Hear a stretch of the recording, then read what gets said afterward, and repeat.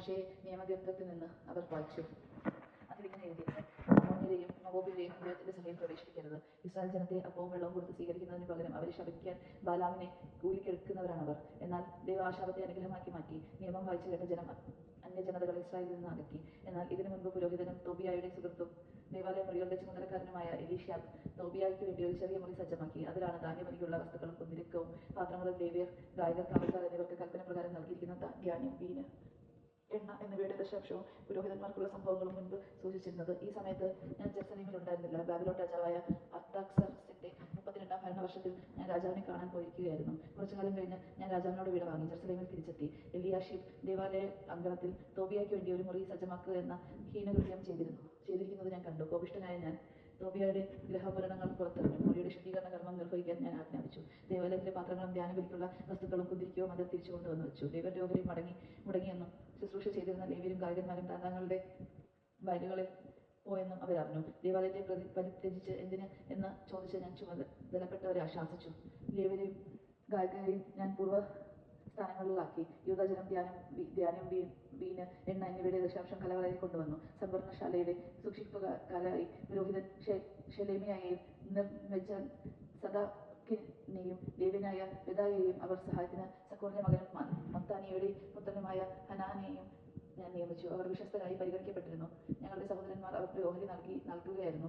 അവരുടെ ചുമതല: എന്റെ ദൈവമേ, ഈ പ്രവൃത്തി മൂലം എന്നെ സ്മരിക്കണമേ. എന്റെ ദൈവത്തിന്റെ ആലയത്തിൽ അങ്ങയുടെ ശുശ്രൂഷയ്ക്ക് വേണ്ടി ഞാൻ ചെയ്തുകൊള്ളുന്ന സൽകൃത്യങ്ങൾ അങ്ങ് മറക്കരുതേ. അക്കാലത്ത് യൂദാജനം സാപത്തിൽ മുന്തിരിച്ചിക്ക് ആട്ടുന്നതിന്, ധ്യാനക്കറ്റ കഴുതപ്പുറത്ത് കയറ്റുന്നതിനും ജെറുസലേമിലേക്ക് വീഞ്ഞ്, മുന്തിരി, അത്തിപ്പഴം എന്നിവയ്ക്ക് ചുറ്റും മറ്റും ചുമടുകളും കൊണ്ടുവരുന്നത് ഞാൻ കണ്ടു. അവ വിൽക്കുന്നവരെ ഞാൻ ശാസിച്ചു. ടയറിൽ നിന്ന് വന്ന് ജെറുസലേമിൽ വസിച്ചിരുന്ന ആളുകൾ സാപത്തിൽ യൂദയിലെയും ജെറുസലേമിന്റെയും ജനത്തിന്റെയും വേണ്ടി മത്സ്യവും മറ്റ് സാധനങ്ങളും കൊണ്ടുവന്ന് വിറ്റിരുന്നു. യൂദയിലെ പ്രമുഖന്മാരെ ഞാൻ കുറ്റപ്പെടുത്തി. സാപത്തിന്റെ ദിനത്തെ അശുദ്ധമാക്കി. എത്ര വലിയ തിന്മയാണ് നിങ്ങൾ ചെയ്തിരിക്കുന്നത്! നിങ്ങളുടെ പിതാക്കന്മാർ ഇങ്ങനെ ചെയ്തതുകൊണ്ടല്ലേ നമ്മുടെ ദൈവം നമ്മുടെ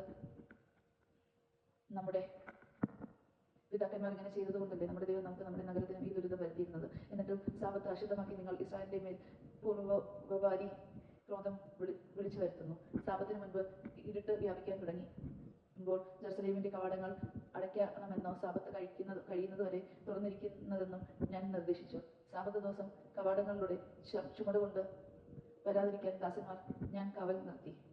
കച്ചവടക്കാർക്കും എല്ലാവിധ വ്യാപാരികൾക്കും ജെറുസലേമിന് വെളിയിൽ 1-2 പ്രാവശ്യം താമസിക്കേണ്ടി വന്നു. അപ്പോൾ ഞാൻ അവരെ ശാസിച്ചു: നിങ്ങൾ എന്തിനാണ് മതിലിന് മുമ്പിൽ താമസിക്കുന്നത്? ഇത് തുടർന്നാൽ എനിക്ക് ബലം പ്രയോഗിക്കേണ്ടി വരും. പിന്നീട് അവർ സാപത്തിൽ വന്നിട്ടില്ല. സാപത്ത് ദിവസം വിശുദ്ധമായി ആചരിക്കേണ്ടതിന് ഞങ്ങളെ തന്നെ ശുദ്ധീകരിക്കുകയും കവാടങ്ങൾ കാത്തു സൂക്ഷിക്കുകയും ചെയ്യാൻ ലേവ്യരോട് ഞാൻ കൽപ്പിച്ചു. എന്റെ ദൈവമേ, ഇത് എനിക്ക് അനുകൂലമായി ഓർക്കണമേ. അങ്ങയുടെ അനശ്വര സ്നേഹത്തിന്റെ മഹത്വത്തിനൊത്ത് എന്നെ രക്ഷിക്കണമേ. ഇക്കാലത്ത് അശ്ദോദ്, അമ്മോൻ, മോവാബ് എന്നീ ദേശങ്ങളിലെ സ്ത്രീകളെ വിവാഹം ചെയ്ത യഹൂദരെ ഞാൻ കണ്ടു. അവരുടെ സന്താനങ്ങളിൽ പകുതി പേരും അശ്ദോദ് ഭാഷയാണ് സംസാരിച്ചിരുന്നത്.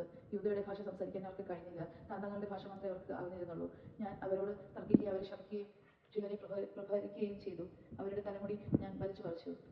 അവരെ കൊണ്ട് ദൈവനാമത്തിൽ ശബ്ദം ചെയ്യിപ്പിച്ചുകൊണ്ട് ഞാൻ പറഞ്ഞു: നിങ്ങളുടെ പുത്രിമാരെ അവരുടെ പുത്രന്മാരെ നൽകുകയോ അവർക്ക് പുത്രന്മാരെ നിങ്ങളുടെ പുത്രന്മാരും സ്വീകരിക്കുകയായിരുന്നു. ഇസ്രായേൽ രാജാവായ സോളമന്റെ ഇത്തരം സ്ത്രീകൾ നിമിത്തം പാപം ചെയ്തില്ലേ? അവനെ പോലൊരു രാജാവ് ജനതകൾക്കിടയിൽ ഇല്ലായിരുന്നു. ദൈവം അവനെ സ്നേഹിച്ചു. അവിടെ അവനെ ഇസ്രായേലിനെ മുഴുവൻ രാജാവാക്കി. എന്നാൽ വിദേശീയ സ്ത്രീകൾ അവനെ കൊണ്ടുപോലും പാപം ചെയ്യിപ്പിച്ചു. നിങ്ങളെ പിന്തുടർന്ന് ഞങ്ങളും ഈ വലിയ തിന്മകൾ ചെയ്യാമോ? വിദേശീയ സ്ത്രീകളെ വിവാഹം ചെയ്ത് നമ്മുടെ ദൈവത്തോട് വഞ്ചന കാണിക്കണമോ? പ്രധാന പുരോഹിതൻ എലിയാശിബിന്റെ പുത്രൻ യഹോദായുടെ മുകളിൽ ഒരുവൻ ഹെറോന്യനായ സൻബല്ലത്തിന്റെ മകളെ വിവാഹം കഴിച്ചിരുന്നു.